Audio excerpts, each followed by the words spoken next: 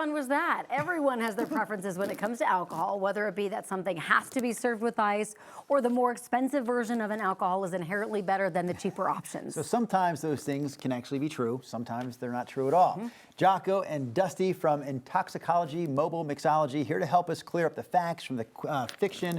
We have a list of questions here, Corey and I do. We're going to bounce back and forth. We hope to get through 10 questions. I always like to start with number one. Yeah, So, good idea. Dusty, can I start with number one? Sure.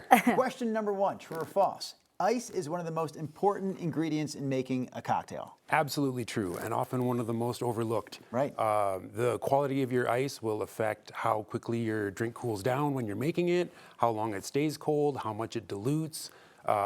Working in events, one thing that we always try to watch out for is wet ice. Okay. If your ice has that like shiny, wet sheen on it, then it's already starting to melt, and it'll be diluting whatever you put it into faster than nice, frosty, dry ice. Okay. Who knew? The most important ingredient.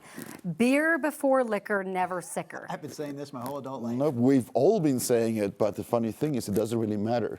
What matters more is the consumption and how much of it is. Okay, makes sense. All right. I've heard this before for sure. White wine should always be ice cold. That is a myth. White wine, typically you want to serve it right around 50 degrees Fahrenheit, a little bit warmer than fridge temp, because some of the more delicate flavors, you know, some of those notes you read about in tasting notes or on the back of the bottle, they'll get covered up if your wine is fridge cold. Okay.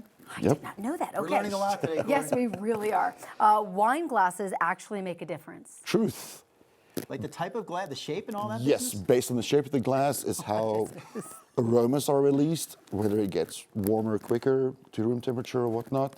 So it definitely does help. That's why, especially with sommeliers or any wine person, so to speak, will always try and kind of get their nose in there. Yeah. The shape does matter, especially when it comes to champagne flutes. Fair enough. Skinny ones, bubbles stay longer. The coupes, bubbles disappear. That's why they serve them in the flutes. Wow. All right, there's one on here. I said, do I even need to ask this? This seems like it would be okay, anyway, I'll just ask it. More ice waters down your drink faster. That has to be true. More ice waters down your drink faster. No, How can that not be true? because the more ice you have in your glass with your cocktail, the kind of lower temperature the beverage will be able to maintain, which will slow down the rest of the ice melting. The ice is keeping the ice cold. Exactly. It's got a lot of friends. Iceception. You just don't want that wet ice, Yeah, you there know. you go. I don't know. Exactly. Okay, great. Exactly. I'm learning things. Frozen margaritas are more authentic. Actually, no. More authentic margaritas are what's called a daisy margarita and a Tommy margarita. The daisy is the original, which is tequila, lime, orange liqueur. And then a gentleman that moved to Mexico created the Tommy for somebody who does not want orange liqueur, and he substituted it for agave syrup. So that is more authentic.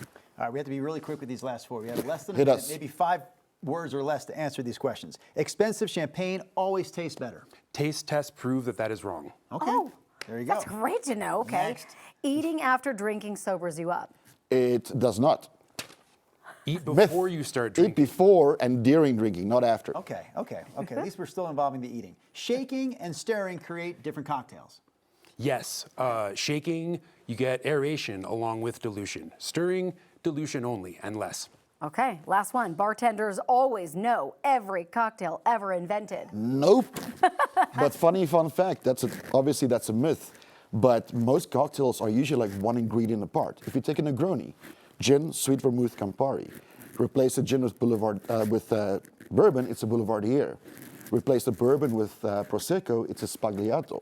So it's very easy to learn a lot, but nobody knows everything. One more fact. You can get through 10 questions in a 3-minute live interview segment. We did it. Jocko, Dusty, great to have you here this morning. Great. Thank you so Thank you much. so Thanks for much. being here. I learned a lot.